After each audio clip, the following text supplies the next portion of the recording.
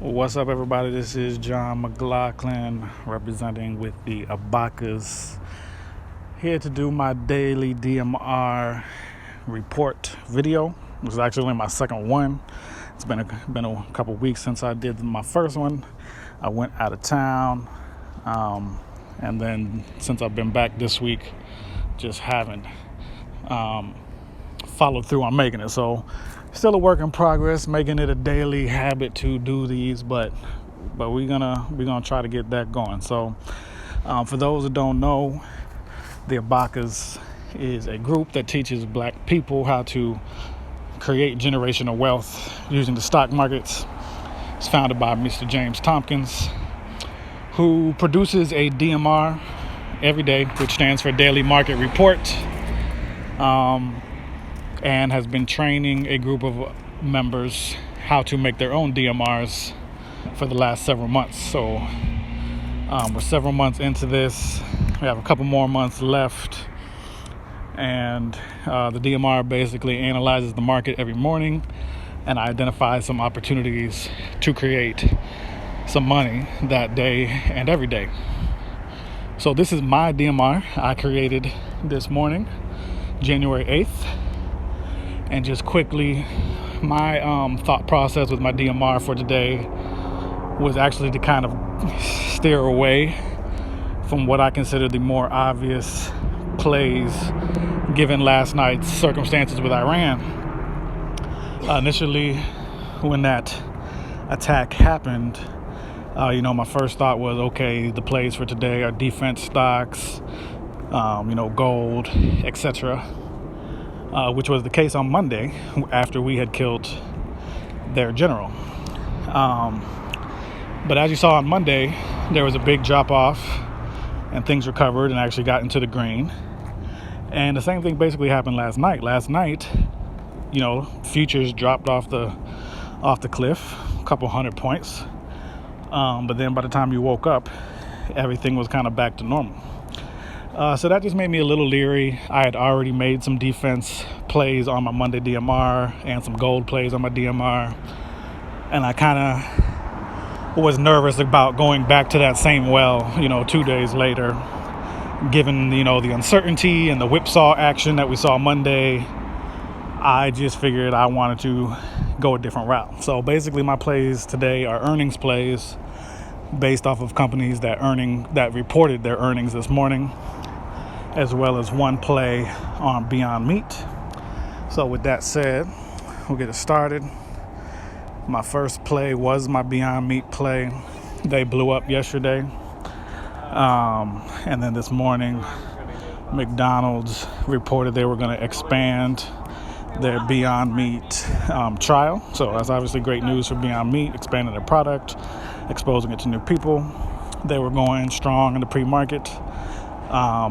And they did pop early in the morning, so you had an opportunity to make some money there. It opened at 132, got to a high of 255, but then it actually went and faded the rest of the day. So you had to be kind of in and out, get those profits. Once those profits are on the table, you take them off. If you got too greedy, you probably hurt yourself because it faded after those first 10 minutes or so.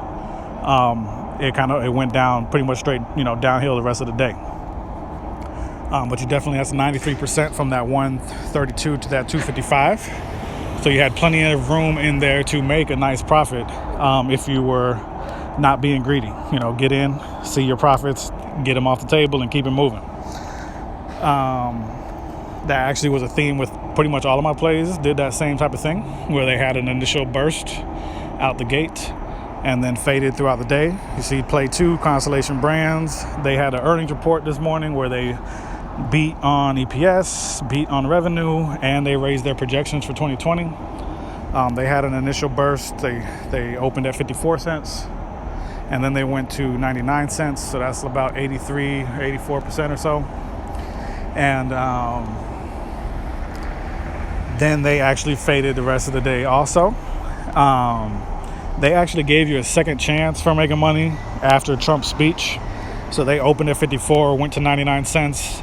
Then it actually dropped from that 99 cents all the way to a low of 15. But then after Trump's speech, it worked its way back up to that 50-cent range before closing at 35 cents. So you actually had two opportunities with that one today. But again, cases of you wanting to get in, get your profit, and keep it moving. My third play was my bad pick. The idea wasn't necessarily bad, but the contract I picked was just a horrible choice, basically. I went far out of the money, trying to be clever and kind of keep things cheap. I went to a $50 strike price where they had closed. The contracts were 2 cents yesterday. Now, as you see, when I was putting mine together, Walmart was at $55.81. That was already down $3 or $4. So they closed yesterday at like $59 or so, and they were already down $3 or $4 this morning. So I obviously expected, contracts to be more expensive than their prices from yesterday, which is true. That's what happened here. But because I was so far out of the money, it wasn't really enough movement to do anything. So luckily I stayed away from this contract, but somebody out there was thinking like me, because it opened at 20 cents, and then I know a couple of them sold at 15 cents shortly thereafter. But within 5 minutes, you could actually still get those contracts for 2 cents and 3 cents. So it did have an initial pop from people that had similar thinking to me. But then as soon as those people bought their contracts, it went right back to its price from yesterday. Even though it was already down $4 or so, it didn't really matter because this contract was too far out of the money. I've had a couple plays where I had success going a little further out of the money than you might expect, and it paying off. So that was kind of my line of thinking. But in this case, it was just didn't work. I was too far out.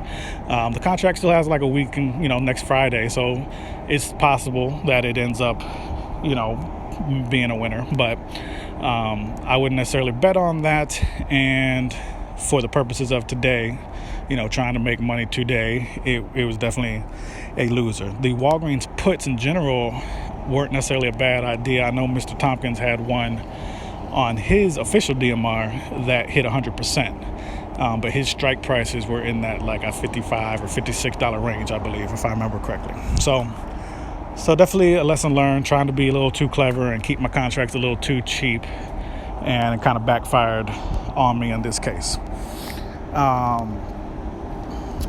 Then lastly, I played Lennar, another company that reported earnings today. Similar to the other two winners, it had a nice pop early in the morning and then kind of faded throughout the rest of the day. Opened at 60 cents, hit a high of 84, and then kind of fell down the rest of the day. So again, another example, you want to get in when you have your profits on the table. You want to take them and keep it moving. Definitely,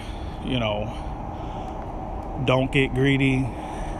Use your trail stops or some form of stop loss so that you're not watching these contracts reverse and go to zero. Overall, it was a pretty solid day. I had a 93% winner, an 84% winner, and a 40% winner, along with one loser. So definitely had some opportunity to win with this, but you had to be mindful. You had to get in. You had to take your profits when they presented themselves and not get too greedy. So that's my DMR for January 8th. I will talk to y'all again tomorrow. If anybody out there that's watching is not an Abacua's member, if anybody out there is not an Abacua's member and you are interested in learning this type of information about investing in the stock market, about trading, about creating generational wealth, definitely feel free to reach out to me. I'd be glad to talk to you about it and, help you get started on your journey. All right, y'all, with that, have a good one.